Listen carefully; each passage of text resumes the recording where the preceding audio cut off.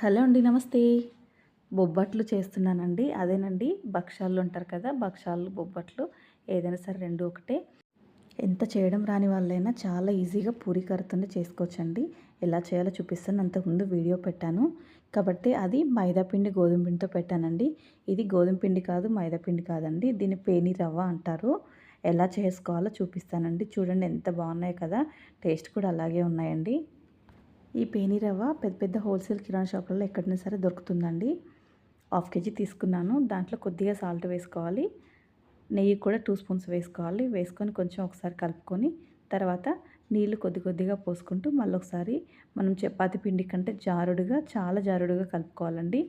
దీన్ని బట్టి మనకి భక్షాలు చేసుకోవడం చాలా ఈజీ అవుతుందనమాట. చూసారు కదా, ఈ విధంగా కలుపుకోవాలి.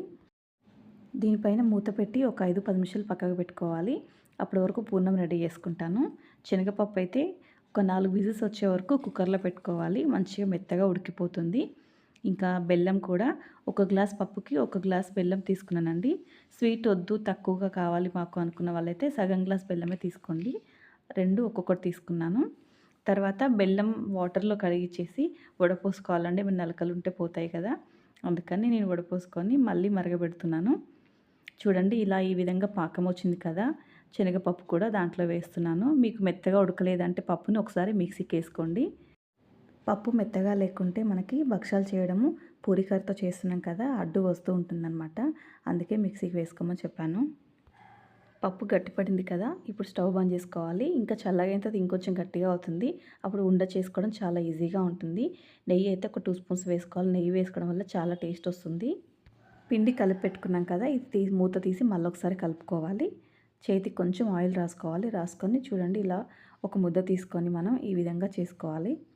చేసుకొని దాంట్లో మనం పూర్ణం పెట్టుకోవాలి. పూర్ణం పెట్టుకొని చూస్తున్నారు కదా, చూడండి నేను ఎలా చేస్తున్నానో. చాలా ఈజీ అండి చేయడము. ఇలా చేసిన తర్వాత రౌండ్గా బాల్ లాగా చేసుకోవాలి. ఇప్పుడు దీన్ని వేళ్ళ మీద ప్రెస్ చేయాలి. నేను ఇలా చేయితో ఒకసారి చూపిస్తాను, పూరికరతో కూడా చూపిస్తానండి. ఇలా వేళ్ళ మీద ఒత్తుతూ ఉండాలి. ఇంకా మొత్తం నెయ్యితోనే చేశాను, అందుకని టేస్ట్ అయితే చాలా బాగా వచ్చాయి. మీరు కూడా ఒకసారి ట్రై చేయండి. ఇప్పుడు దీన్ని నెయ్యి వేసుకొని కాల్చుకోవాలి 2 సైడ్లు. మీరు నెయ్యి వద్దు అనుకుంటే నూనెతో చేసుకున్నా పర్లేదండి. ఇంకోటి చేసి చూపిస్తాను పూరికరతో. ఇప్పుడు సేమ్ అలాగే దీన్ని కూడా అలాగే చేసుకోవాలి, ఒక బాల్ లాగా. పిండి ఎక్స్ట్రా ఉంటే అక్కడ నుంచి కొంచెం తీసేసేయండి. పూర్ణం ఎక్కువగా ఉంటే టేస్ట్ కూడా చాలా బాగుంటుంది కదా, అందుకనే. ఇప్పుడు కొద్దిగా చేసుకొని చేయితోని తర్వాత మనం పూరికరతోని ప్రెస్ చేసుకోవాలి.